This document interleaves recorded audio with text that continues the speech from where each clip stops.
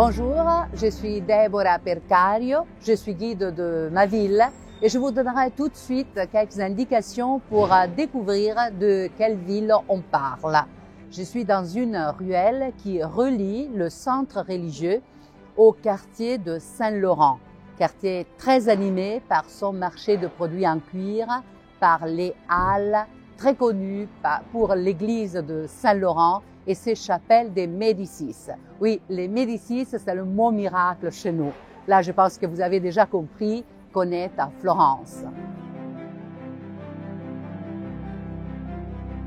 On est dans le centre religieux de Florence et d'ici, on a une belle vue sur le campanile de Giotto, sur la façade de la cathédrale dédiée à Sainte-Marie de la Fleur et sur le baptistère dédié à Saint Jean-Baptiste, le saint patron de notre ville. Le baptistère est aussi l'un des monuments les plus anciens de la ville et même des plus élégants. Même Dante Alighieri, que je ne présente pas, il l'appelait « Il mio bel San Giovanni », mon beau Saint Jean.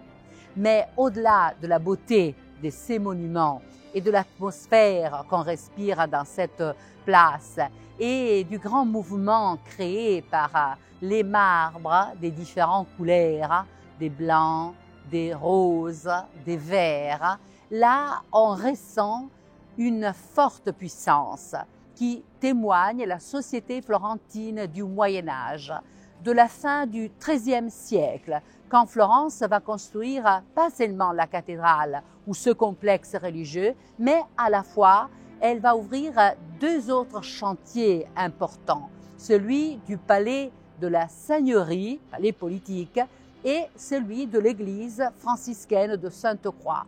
Florence n'a pas peur d'ouvrir à la fois trois chantiers si immenses parce qu'elle était une métropole.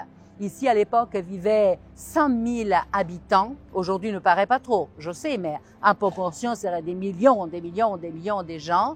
Une richesse extraordinaire grâce à ces banquiers, grâce à ces grands marchands de laine, des tissus. Et Florence fourmillait d'ateliers. Il y avait une énorme quantité même d'artisans.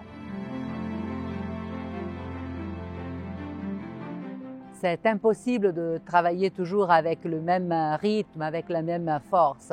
Et le début du XIVe siècle à Florence a été vraiment difficile pour des crises économiques, pour la famine et pour la peste noire du 1348 qui a tué presque complètement l'Europe. Et à Florence, il y a eu une mortalité incroyable, le 80% de la population qui a été décédée. C'est pour cela qu'ils ont dû arrêter les travaux de la construction de la cathédrale et seulement au début du XVe siècle, ils seront prêts à construire la coupole de la cathédrale.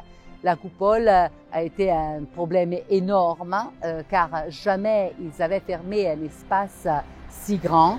Et Florence va organiser un concours ouvert à tous, pas seulement aux architectes, parce qu'on ne sait pas où il y a le génie. Et c'est ainsi donc que ce concours a été gagné par Filippo Brunelleschi, le très grand architecte de la Renaissance. Tout le monde s'est rendu compte tout de suite de l'extraordinaire importance et valeur de la construction de la coupole. Et on a eu un autre grand architecte, Leon Battista Alberti, qui disait que par son ombre, elle allait couvrir tous les peuples toscans.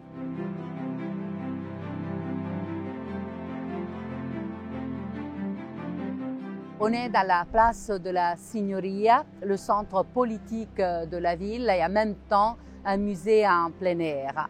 Juste derrière moi, il y a le palais politique qui a été construit par Arnolfo di Cambio à la fin du XIIIe siècle. Et de ce moment-là a été le palais politique. À l'époque, Florence était une république, donc le palais n'était de personne parce qu'il était vraiment de tous. Mais à un certain moment, les Médicis vont y vivre. Comme ça, ils soulignent même leur pouvoir. c'est Côme, le premier grand-duc qu'on peut voir ici à notre gauche sur son cheval œuvre de Giambologne qui va y vivre. À côté de Côme, on trouve la fontaine de Neptune, œuvre de Lamannati.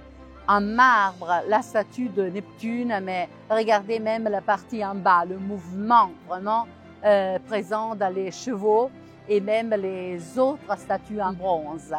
Puis encore, à droite, on trouve la copie du David de Michel-Ange, car l'original se trouve à Florence, mais dans le musée de l'Accademia.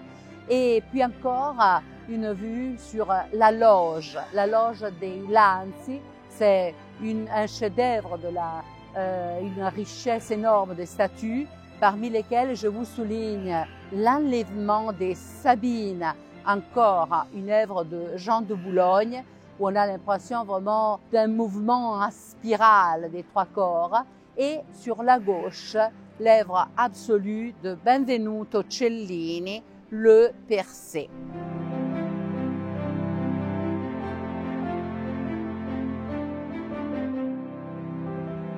On a rejoint le palais degli Uffizi, dessiné par Giorgio Vasari en 1560.